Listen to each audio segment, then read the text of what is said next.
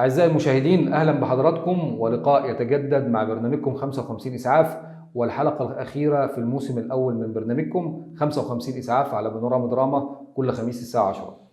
النهاردة طبعا بنتكلم عن موضوع مهم جدا بيهمني أنا كأب بشكل شخصي، بيهم كل أب وكل أم وكل أسرة مصرية، لأن تقريبا مع زيادة أعداد المرض اللي هنتكلم عليه النهاردة، وهنعرف إذا كان مرض ولا اضطراب من ضيفنا الدكتور محمد جمال سعد، أخصائي نفسي وتعديل السلوك. أهلا بك دكتور محمد. أهلا وسهلا بحضرتك. النهارده هنتكلم مع حضرتك عن موضوع يهم الأسرة المصرية كلها، وهو موضوع التوحد.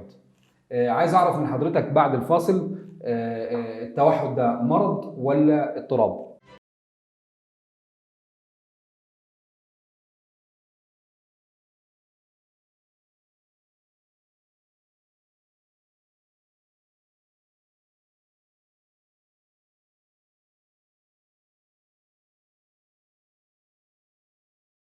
برحب طبعا بحضرتك يا دكتور احمد وحضرات المشاهدين معانا النهارده ان شاء الله نستفيد من الموضوع اللي بنتكلم عنه. طبعا حضرتك بالنسبه لاضطراب طيف التوحد او سبيكترم اوتيستيك سبيكترم ديسوردر او مظله طيف التوحد، ده المسمى الحديث ليها وفق الدي سي ام 5 او الدليل التشخيصي والاحصاء الخامس. تمام. تعريفه ايه التوحد بالظبط؟ هو اضطراب نمائي عصبي. طبعا هو كلمه اضطراب يعني هنحلل كل كلمه فيهم. اضطراب نمائي عصبي، اضطراب ان هو يعني في صفه الديمومه شويه، الفرق بين الاضطراب والمرض. يعني ما اقدرش اقول عليه انه مرض التوحد، لان هو طبعا مش هيخف، مش هياخد فتره معانا، ممكن بعد كده يعني مع الوقت يخف. هو طبعا اعراضه بتتحسن، او بمعنى صح الحاله بتتحسن كتير، فعشان كده بنقول عليه اضطراب. يعني اضطراب فيه صفه الديمومه شويه وصفه الاستمراريه مع الطفل، بيستمر معاه. ونمائي لانه برضه بينمو مع الطفل، او بمعنى صح بيستمر مع الطفل خلال كافه مراحل النمو. اما عصبي طبعا له علاقه بالاعصاب، او له علاقه بمعنى صح بالجهاز العصبي عند الطفل. تمام دكتور محمد. هو طبعا من خلال كلام حضرتك انا برضو كأب يعني او كأم عايز اعرف انا ممكن ازاي اعرف ابني عنده توحد، ولغايه سن كام اعرف يعني ممكن تظهر عليه الاعراض. طبعا من حضرتك بالنسبه لاعراض التوحد، المفترض ان الطفل عشان يشخص التوحد له عده معايير تشخيصيه او محكات تشخيصيه. تمام. منها طبعا هما تقريبا 5 محكات. منها ان الطفل طبعا لازم يشخص، او بمعنى صح الاعراض تظهر عليه قبل سن 3 سنوات. 3 سنوات ما ينفع بالظبط يا دكتور، يعني ما ينفعش الطفل يكون عنده 3 سنوات 4 سنين او 5 سنين وتشخص توحد. الا اذا كان في نوع من انواع قله الثقافه، يعني قله معرفه الاب والام. صح كده ولا تمام. لكن هو المفترض مش بعد 3 سنين تظهر عليه الاعراض. يعني هو لو طبيعي قبل ال3 سنين مش هتظهر عليه اعراض بعد ال3 سنين. بالظبط يا دكتور حضرتك. برضه حضرتك في اضطراب في التصنيف القديم اسمه اضطراب الطفوله التفسقي او التفككي. تمام. ده حضرتك كان الطفل ممكن يظهر عنده سنه او سنتين يبقى اموره ماشيه يعني طيبه جدا وكويسه، ما عندوش اي مشاكل، ويبتدي يظهر عنده عرض التوحد في يعني مع بدايه او نهايه السنه العام الثالث في عمره. تمام. لكن حاليا الاضطراب ده دخل مع التشخيص برضه في اضطراب مظله طيف التوحد مع متلازمه الريت ومتلازمه اسبرجر. حاليا كله اضطراب طيف التوحد او مظله طيف التوحد. تمام. بالنسبه للمحكات التشخيصيه زي ما قلنا، اول محك فيه من الطفل لازم طبعا الاعراض تظهر عليه قبل سن السنه، قبل سن ال3 سنوات بالظبط يعني. تمام.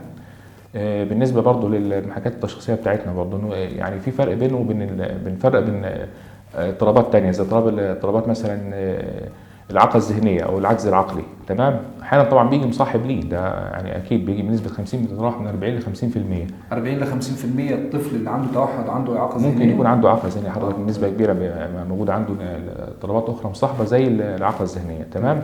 هنتكلم عنها بالتفصيل حكايه الجزئيه دي بعدين ان شاء الله. حتى بالنسبه برضه في محكين برضه مهمين جدا في التشخيص عندنا، اللي هم الرئيسيين للتشخيص او تصنيف التوحد. اول محك فيهم طبعا اللي هو العجز او الاضطرابات في التواصل او التفاعل الاجتماعي. تمام. بيظهر في عده مظاهر. زي حضرتك مثلا دكتور احمد؟ التواصل الاجتماعي. نتكلم الاول عن التواصل الاجتماعي. حضرتك الطفل ما عندوش قدره على المبادئه، قدره على اقامه علاقات اجتماعيه. تمام. يعني هو كلام حضرتك ان هو ما يبداش علاقه، ما يبداش حضرتك علاقه، صعب جدا. ما عندوش برضه حكايه حضرتك اللي هو حكايه التواصل او التفاعل الاجتماعي بشكل ايجابي او بشكل جيد. يعني مثلا اي طفل طبيعي ممكن يشوف والده ويجري عليه ياخده في حضنه كده. طفل التوحد لا، ده احيانا بالعكس بيتضرر او بيتاذى من حد حضنه او حد حاول انه يقرب منه يعني. يعني حضرتك توصل كمان حتى مع الاب او الام، حتى مع الاب حتى اللي هم عايشين معاه اخواته وابوه وامه كده بالظبط حضرتك في اغلب الحالات. بالظبط حضرتك في غالبيه الحالات يعني. تمام. بالنسبه لحضرتك برضه موضوع احنا بنتكلم في اول جزئيه فيه على التواصل او الخلل في التواصل او التفاعل الاجتماعي برضه، ان هو حكايه القدره على اقامه علاقات مع الاخرين زي علاقه الصداقه مثلا.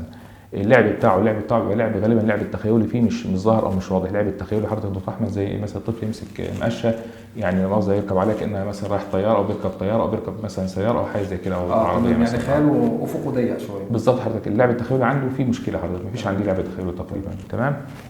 برضه قلت لحضرتك بالنسبه للموضوع التفاعل الاجتماعي برضه، او التواصل اللفظي، طبعا عندي فيه مشكله كبيره جدا، التواصل اللفظي وغير اللفظي. نبدا حضرتك بالتواصل غير اللفظي. يعني معلش سؤال يا دكتور محمد هنا، يعني تقصد ان هو بيتاخر في الكلام؟ اكيد طبعا، ممكن اللغه ما تظهرش عنده اصلا يعني. اصلا تمام. حتى دكتور بالنسبه للتواصل غير اللفظي، تمام، بيبقى عنده مشكله فيه طبعا في فهم الايماءات، فهم الاشارات اللفظيه. يعني مثلا الطفل مثلا ممكن والده يبص له يقول له مثلا لا كده غلط، خطا مثلا يا احمد، او ما تعملش كده. تمام. هو ما عندوش فهم لحكايه الايماء او الاشاره ان بالعين او باليد مثلا اقول له لا او كده خطا مثلا. طب معلش انا استوقف حضرتك برضه، في دايما شكوى بتيجي من الامهات يقول لك انا بنده على الطفل مره واثنين وثلاثه وما يردش عليا وما ياخدش البال. بالظبط حضرتك برضه علامه من علامات التوحد. برضه حضرتك ممكن علامه لحاجه ثانيه زي طبعا الضعف السمعي. طبعا لكن في تشخيص فرق بينهم من الضعف السمعي. طبعا الطفل الاصم او ضعيف السمع طبعا بيتفاعل اجتماعيا، بتواصل اجتماعي، ما عندوش السلوكيات النمطيه اللي هنتكلم عنها بعد كده. تمام. بعكس طفل التوحد طبعا بيظهر عنده سلوكيات ثانيه هنتكلم عنها في المحك التشخيصي اللي هو اللي بعد كده، اللي هو السلوكيات او الاهتمامات التكراريه او النمطيه. عنده مجموعه من السلوكيات او الانشطه اللي بيهتم بيها بشكل محدد، يعني غالبا اهتمامه بيقتصر على شيء محدد. يعني مثلا حضرتك يدخل يمسك المج زي كده مثلا، تمام، يبتدي يشوف مثلا الشعار بتاع المستشفى بس، مستشفى العبيد، يبتدي يطالع في الشعار بس يبص فيه، ما ينتبهش لباقي تفاصيل حاجه، بيتوه في التفاصيل حرفيا. تمام. طبعا ده بيأثر عليه بعدين في المذاكره وفي الدراسه وكده يعني. عنده مشكله في الانتباه طبعا، لا تعلم بدون انتباه. اول مراحل العلامات النفسيه الاساسيه للتعلم الانتباه. تمام. الانتباه ثم الادراك ثم الذاكره ثم طبعا تكوين المفهوم وحل المشكلات بعد كده. انا كده كأب مثلا لاحظت الاعراض يا دكتور محمد، المفترض ان انا اعمل ايه؟ يعني كأب وما اتوجه لمين؟ طبعا دكتور حضرتك مهم جدا التدخل المبكر عند طفل التوحد. يعني طفل التوحد كل ما بدات معاه بدري كل ما فرصه انه يتحسن الحاله بتاعته. طبعا يعني باذن الله غالبا اغلب الحالات بتتحسن جدا وبتتفاعل اجتماعيا، خاصه لو التوحد عنده بسيط. طبعا توحد حضرتك توحد متوسط وبسيط وشديد. دي درجات التوحد. درجات التوحد يعني نعرفها من حضرتك الدرجات وانواعه برضه، اكيد في انواع. طبعا اكيد طبعا انواعه. هو توحد بسيط ومتوسط وشديد. الانواع الاولانيه اللي هي بتاعت متازمه اسبرجر ومتازمه ريت دخلت كلها في في المظله بتاعت طفل التوحد. فحاليا الانواع حاليا المتوسط والبسيط والشديد. طبعا برضه دكتور حضرتك بالنسبه للتدخل مع التوحد طبعا بيكون تيم ورك كامل. يعني طبعا فريق التشخيص المفترض بدايه من التشخيص الاخصائي النفسي بيقوم بيه، تمام، وبعدين برضه بيكون معنا طبعا الطبيب طبعا او المعالج بتاع الطبيب النفسيه العصبيه او تخصص طب نفسي اطفال، تمام، مع طبعا الاخصائي التخاطب بيشتغل معانا برضه في التيم ورك بتاعنا. طبعا اخصائي العلاج الحسي او العلاج الوظائفي برضه بيشتغل معانا، مع اخصائي تنميه المهارات. لازم يتم عمل تيم ورك او فريق عمل متكامل بيشتغل مع اطفال التوحد، وخاصه حضرتك لازم احنا نشتغل معاه زي ما قلنا قبل سن ال3 سنوات. انا حابب برضه استوقف حضرتك يعني واكلم الساده المشاهدين وانوه عليهم ان حضراتكم علاج التوحد مش علاج دوائي فقط. يعني حضرتك طبعا كامل احترامنا لكل الزملاء، تخصص طب نفسي اطفال، طبعا في تخصص دلوقتي اطفال غير الكبار، كمان هو مش العلاج فقط. واي طبيب نفسي اطفال بيوجه طبعا الام او الاب لاخصائي زي الدكتور محمد كده، اخصائي نفسي وتعديل سلوك، وده مهم جدا وانا شايفه انه اهم كثيرا من الادويه، ودي حته لازم ننوه عليها طبعا دكتور محمد.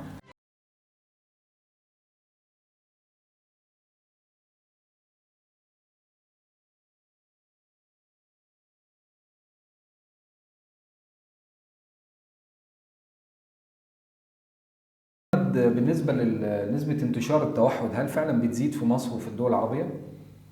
حضرتك بالنسبه للمعدل الانتشار بتاع التوحد يعتبر في مصر او العالم العربي وفق المعدلات العالميه مش زياده ولا حاجه، ولكن اساسا بعض النظريات بتقول ان التوحد حاليا في العصر الحديث ابتدى يزيد شويه. بعض النظريات بتفسر كده بتقول لا وبالعكس ما زادش ولا حاجه، هو من زمان موجود ما فيش زياده ولا حاجه، بس احنا ابتدينا نكتشف او نشخصه او نفهم الحاله بتاعته. يعني هي تقريبا كام في المية في مصر؟ تتراوح حضرتك من نص ل 1%، بس اغلب الدراسات الحديثه تاكد ان 1% تقريبا. 1% برضه انا شايف انه رقم مش قليل برضه دكتور محمد. طبعا. طيب يعني من خلال برضه النسبه دي، يعني برضه حضرتك يعني ايه اسبابه؟ يعني ايه اسباب انتشار التوحد بالشكل ده، غير ان احنا الحمد لله بقينا مدركين للامور وبقى في ثقافه اعلى عند الناس وبدات تعرف ان في دي اعراض دي توحد.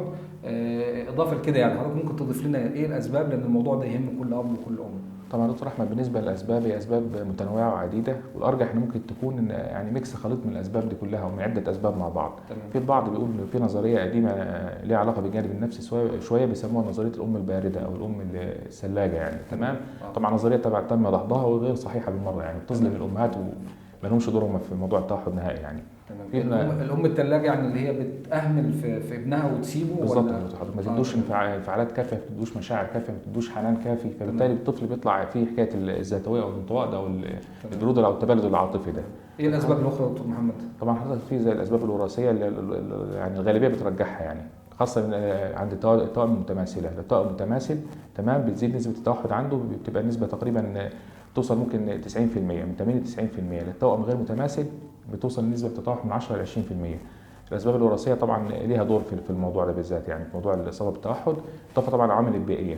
البعض بيقول ان في العصر الحديث نتيجه طبعا انتشار الصناعات المتعدده طبعا، ففي هتلاقي في تلوث في الهواء عندنا وتلوث في الجو بعناصر زي الزئبق زي الرصاص. الحاجات دي كلها بتاثر على نمو الدماغ، بتزود انتشار التوحد.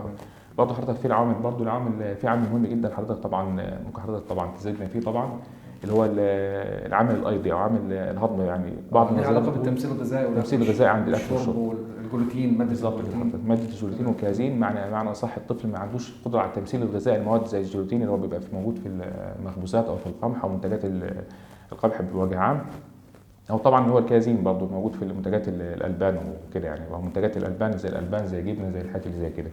قبل ما ادخل مع حضرتك في موضوع العلاج، يعني دايما كده معلومه سمعناها او نسمعها دايما، يقول لك مقوله كده كلنا عندنا توحد. هل ده راي حضرتك ايه؟ لا حضرتك يعني طبعا مقوله يعني شائعه بس دارجه، بس هي طبعا يعني هي مش صحيحه يعني. زي حضرتك زي برضه مفهوم سمات التوحد يعني. المفهوم ده برضه البعض يقول لك الطفل عنده بعض سمات التوحد، طبعا ده غير منطقي برضه. هو طيف التوحد عامه يعني ما فيش حاجه اسمها سمات محدده، احنا بس احيانا بعض الاخصائيين بيحاول يخفف الموضوع او واقع الموضوع، لكن هو يا توحد يا مش توحد يعني. بالظبط كده.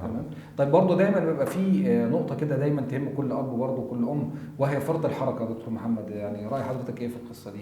هل فرط الحركه علامه من علامات التوحد ولا ايه؟ ولا ده اضطراب مختلف؟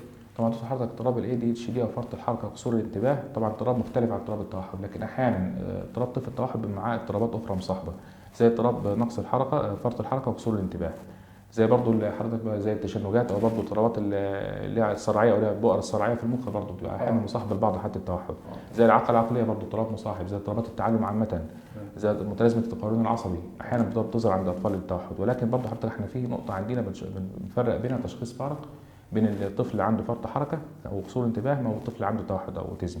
تمام. حتى نقطه اللعب برضه حضرتك يعني دكتور احمد، موضوع اللعب اللي عند الطفل التوحد غالبا لعب زي ما قلنا نمطي او في سلوكيات نمطيه تكراريه محدده. يمسك مثلا المج او الكوبايه يحطها كده يرصها، يمسك مثلا مكعبات يبتدي يبنيها مثلا صف او يبنيها مثلا شكل كده افقي او راسي. بعكس مثلا الطفل اللي عنده فرط حركه اللعب بتاعه غير منظم وغير هادف على اغلب الاحيان، يعني كل شويه عامل مشكله في البيت، كل شويه هنا وهنا وهنا وهنا، ما بيسيبش حاجه في حالها يعني. بالظبط كده برضه يعني.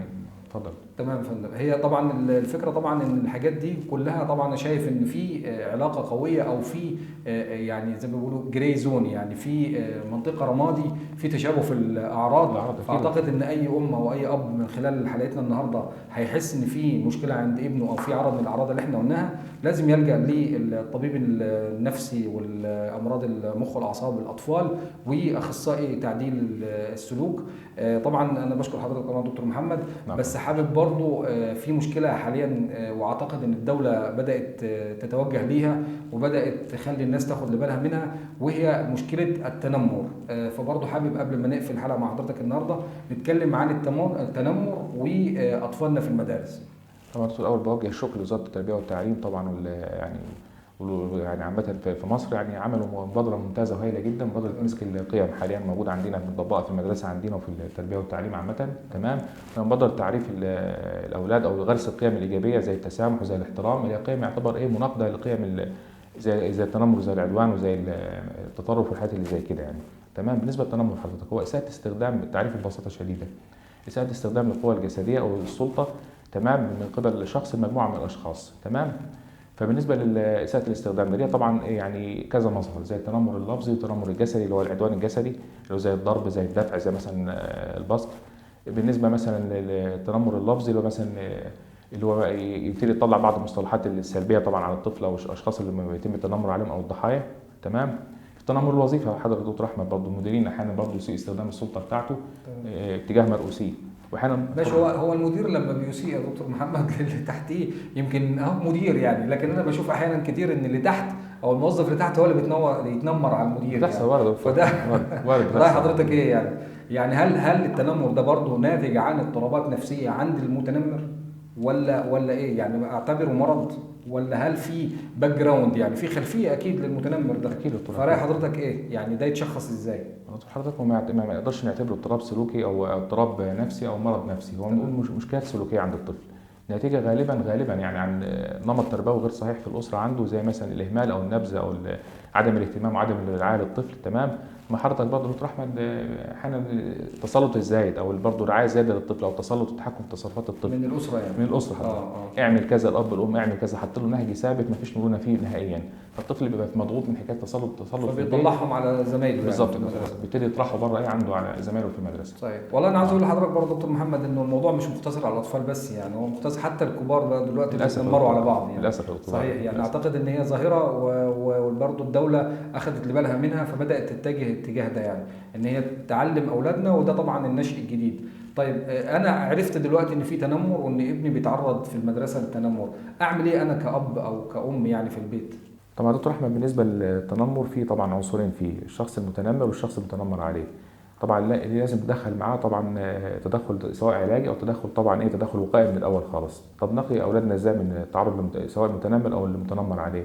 بالنسبه للمتنمر لازم الاول طبعا غرس القيم، منظومه من القيم الايجابيه النقيضه او البديله للتنمر، زي التسامح، زي الاحترام، احترام الاخرين واحترام حقوقهم، زي الرحمه بالاخرين. تمام. طبعا القيم دي كلها لو غرسناها عند اطفالنا موضوع التنمر من البدايه هنقضي عليه. بالنسبه برضو لموضوع لازم نبعد اولادنا ولازم نلاحظ او نتابع ايه المواد العلميه او مواد بمعنى صح الفيلميه او البرامج اللي بيتابعوها او بيشوفوها على التلفزيون او وسائل التواصل المختلفه.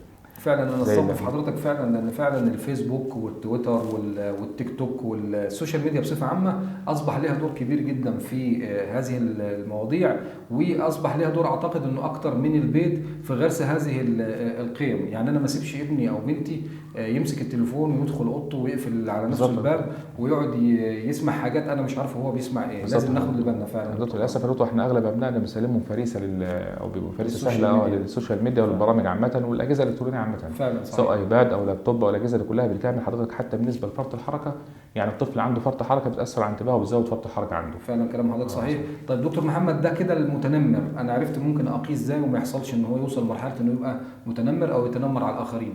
المتنمر عليه او الضحيه زي ما حضرتك بتسميه نعمل له ايه؟ برضه حضرتك في نقطه حابب اضيفها على موضوع المتنمر نفسه. حضرتك في بعض القيم عندنا احنا في البيت برضه سلبيه بتاثر، الطفل بنزرع فيه تنمر من صغره. يعني حضرتك مثلا بالنسبه للطفل ولد مثلا معاه طفله بنت معاه في البيت مثلا، اختك اعمل لها كذا مثلا او خليك مسيطر عليها، خليك مثلا كذا، يعني تحكم فيها شويه. تمام. الطفل مثلا يبتدي مثلا يوجه بعض الالفاظ وبعض الالفاظ النابيه مثلا او بيشتم والدته او حد تاني مثلا، بابا يقول له ايه مثلا شاطر يا حماده ممتاز احسنت كلام. طبعا للاسف يعني الحاجات دي بنشوفها فعلا في مجتمعنا، ان حتى الطفل معلش مع احترامي لحضرتك ممكن من صغره يقول تف على عمه بالظبط، مجرد بس يتف ويضحك خلاص شاطر يا حماده بالظبط كده لزقت في دماغه ان هو عادي، يعني اللي بيعمله ده غلط اصلا يعني. بالظبط. طب بالنسبه للضحيه او المتنمر عليه دكتور محمد، بالنسبه للضحيه دكتور حضرتك لازم نزرع فيه الثقه ولازم يعرف ان العيب مش فيه، العيب في الشخص المتنمر الثاني. لازم ياخد ندعمه ونديله مهارات توكيد الذات. من اهم مهارات توكيد الذات يا دكتور احنا لازم نتعلمها كلنا حتى كاشخاص بالغين ادلت او كاطفال صغيرين، مهاره تقول لا. لازم الانسان يعرف ازاي امتى يقول لا. ابتدى الطفل مثلا او شخص ثاني يتنمر عليه، ابتدى يدفعه، ابتدى مثلا يقول عليه بعض الالفاظ اللي مش كويسه او يطلع عليه بعض، هو لازم يعترض، يظهر اعتراض ويقول لا انا كده مش موافق، انا كده ليه هيأذي الشخص، ليه حياتي او ليه وضعي، انا لازم تحترمه. لازم يتعلم ازاي يفرض نفسه على الاخرين ويعرف يعني يدعم نفسه قدام الاخرين. لازم يعرف يقول لا فعلا يعني. زي ما بقول المثل كنت فين يا لا قبل ما نقول الاه. بالظبط كده. طيب قبل ما اقفل مع حضرتك الحلقه النهارده، دور الرياضه بما يخص التوحد والامراض النفسيه عند الاطفال، هل الرياضه ليها دور في حل هذه المشكلات؟ اكيد طبعا حضرتك، بالذات مشكله فرط الحركه وقصور الانتباه، رياضات زي السباحه مثلا او زي الالعاب الجماعيه بوجه عام مفيده جدا حتى تنميه التفاعل الاجتماعي والتواصل الاجتماعي للاطفال، التوحد مع الاطفال الاخرين اللي معاه. تمام. بالنسبه حتى التنمر، بعض المشكلات السلوكيه الثانيه زي التنمر او زي العدوان، احنا بنوجه التنمر والعدوان بتاعه لحاجه حاجه هادفه، نشاط هادف، حاجه ايجابيه. حاجه ايجابيه صحيح.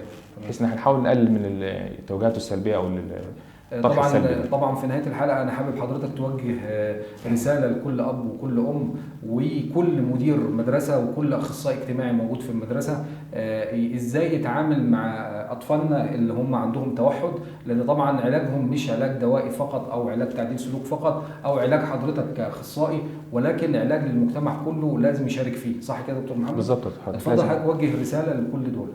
رسالة الأول لأولياء الأمور، طبعا احنا بعض أولياء الأمور يعني بيودي الطفل مثلا المركز أو مثلا المدرسة أو سواء متخصصة أو غير متخصصة، اللي عايز أطفالنا أبنائنا ذوي القدرات الخاصة، ما بحبش أقول ذوي الاحتياجات الخاصة، بحب أقول ذوي القدرات الخاصة. صحيح. تمام. فالبعض يعني بيرمي الحمل كله على المركز أو المدرسة دي، طبعا ده شيء خطأ. لازم الحمل بيشيله اثنين زي ما قلت لحضرتك يا دكتور، يعني حاجة أشبه بعجلة مثلا أو أشبه بمركب. أنا عجبتني موضوع المركب ده، حضرتك يا ريت تقول للناس برضه. زي دكتور حضرتك زي مركب في البحر أو قارب، احنا قارب مجدفين بنجدف مع بعض. صحيح. لو دراع يجدف دراع ما بيجدفش مع مش هيمشي المركب، مش هيطلع لقدام، لا هيبتدي يلف في الدوائر ورا بعض على طول. صحيح. لازم حضرتك يبقى في تكاتف بيننا، تمام، ومحدش يرمي الحمل على الحمل على الآخر. صحيح. يعني احيانا بعض أولياء الأمور الآباء برضه يرمي الحمل على الأم ترمي الحمل على الأب. صحيح. فاحنا لازم يبقى في تكاتف بيننا، بحيث ان احنا نحاول ان شاء الله باذن الله ندخل تدخل صحيح مع التيم ورك بتاعنا، التيم العلاجي بتاعنا. اطفال التوحد اغلبهم بنسبه كبيره بيتحسنوا جدا جدا. خالص الشكر والتقدير لدكتور احمد عويش طبعا على اتاح لنا فرصه هنتكلم ونوعي اولياء الامور في بعض الموضوعات الهامه ليهم. وخالص الشكر والتقدير لكافه فريق العمل في برنامج 55 اسعاف ومستشفى الاسره مستشفى العبيدان بالكامل، طبعا حسن الضيافه وحسن الاستقبال، يعني شكرا جزيلا.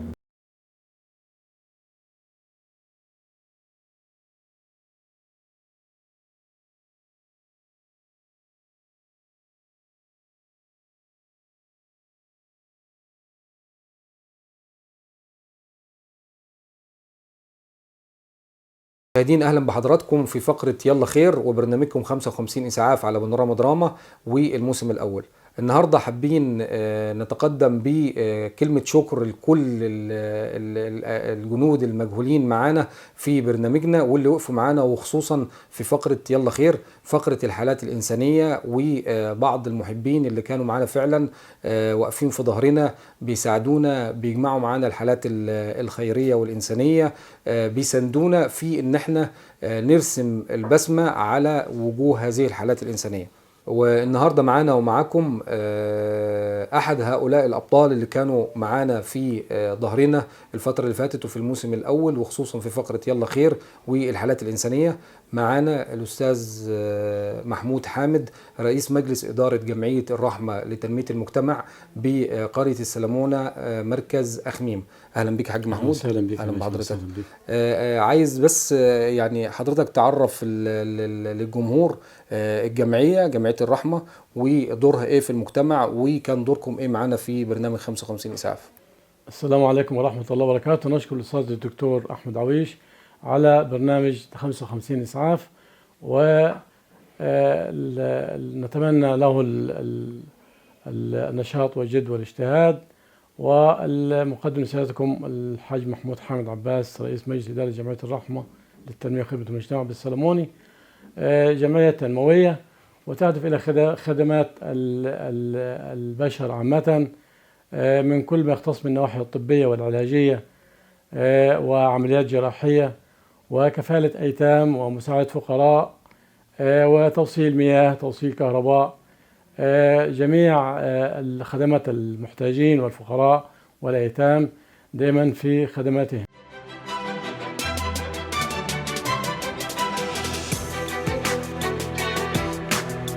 والنهارده كان لنا لقاء اخر مع الاستاذه منال صلاح العزازي، رئيس مجلس اداره جمعيه فرسان الخير بسوهاج. اهلا بحضرتك استاذه منال. اهلا بحضرتك يا دكتور. الله يكرمك. بسم الله الرحمن الرحيم. اولا بشرف بتعاون الدكتور عويش معانا، وتعاوننا احنا معاه، يعني هو انسان بسم الله ما شاء الله، يعني له كل التقدير والاحترام من الشعب ومحافظه سوهاج كله، مش اخميم بس. كده بقدم نفسي لحضراتكم منال صلاح العزازي، رئيس مجلس إدارة جمعية فرسان الخير لتنمية المجتمع المحلي بسوهاج. احنا بنعمل على تيسير الأمور للأسر الفقيرة، سواء بعمليات أو كفالة أيتام أو الإطعام، غير كده العمليات وكافة النواحي النفسية والاجتماعية. كمان بنعمل ندوات وتدريبات للسيدات في المجتمع لكسب باب رزق ليهم. ونتمنى ان شاء الله ان يكون في دعم لينا باذن الله، واحنا بندعم الدكتور عويش دايما في نشاطه الخيري في سوهاج، سواء من الناحيه الطبيه او النفسيه او الاجتماعيه، من كل النواحي يعني، مش بس هي النواحي الماديه فقط. وربنا يوفق الجميع ان شاء الله.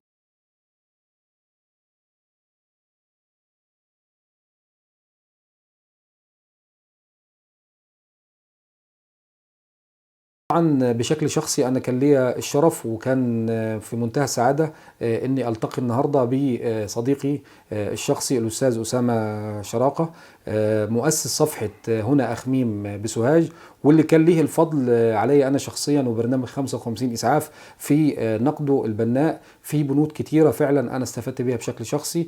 واهلا بك استاذ اسامه. اهلا بك يا دكتور. اهلا اهلا بحضرتك. بيك. طبعا انا حابب حضرتك تقدم نفسك للجمهور وتقول لي بشكل بدون احراج يعني ولا مجاملات زي ما انا متعود منك دايما، رايك ايه في برنامج 55 اسعاف؟ بسم الله الرحمن الرحيم. بداية أنا بتقدم بخالص الشكر للدكتور أحمد عويش للدعوة الكريمة. ثانيا أنا أسامة شراقة، مؤسس صفحة هنا أخميم وسوهاج، وهي من ضمن أكبر الصفحات في سوهاج، والحمد لله احنا بنشتغل فيها في العمل الخدمي، وبنقدم فيها أكثر من موضوعات وكلها للصالح العام في النهاية.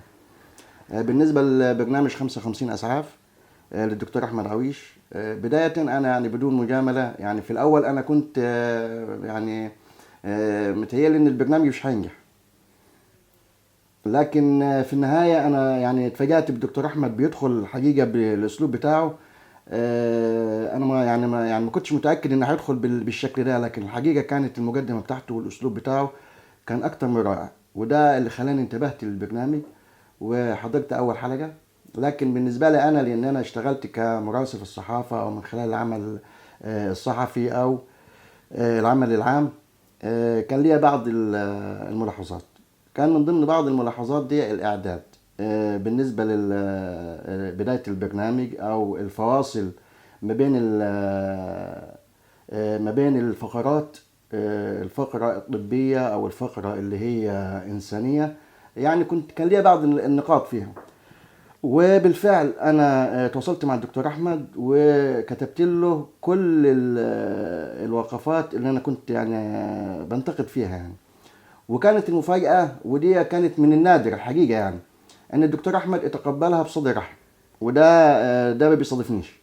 يعني اي حد لما يكون حد بينتقده بيبص على الموضوع انه هو بينتقده بس، او ان ده ابتزاز، او ان ده عايز فشل او لكن كانت دكتور احمد كانت لمسه ممتازه جدا، وانا اتمناها ان هي تبقى على المستوى العام، يعني الشخصيات كلها، يعني ان هو كان يتقبلها بصدر رحم. وبالفعل عملوا بعض النقاط، وبالفعل البرنامج الحمد لله يعني كل يوم بيسمع وكل يوم بيبقى افضل من اليوم اللي قبله، واحنا بنتمنى له التوفيق باذن الله، وفي تقدم من يوم ليوم ان شاء الله، وبالتوفيق يا دكتور. شكرا استاذ اسامه على شرفك النهارده معنا، الله يخليك.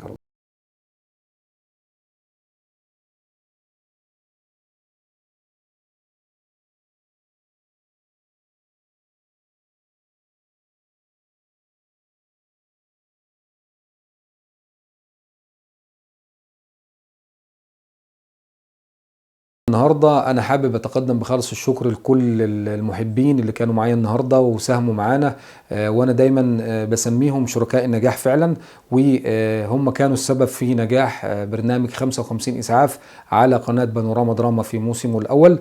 كمان انا بشكر حضراتكم لفعلا حسن استماعكم، ودايما كنتوا دايما بترفعوا معنوياتي وبتسروني باسئلتكم، واللي كان ليكم الفضل ان انا بفضل الله اجاوب عليها. وطبعا لا تنسوا رقم تليفون وانا في خدمة حضراتكم لأي استفسار 011 515 777 89. كان معكم الدكتور أحمد عويش وبرنامجكم 55 إسعاف في موسمه الأول على بانوراما دراما كل خميس الساعة 10.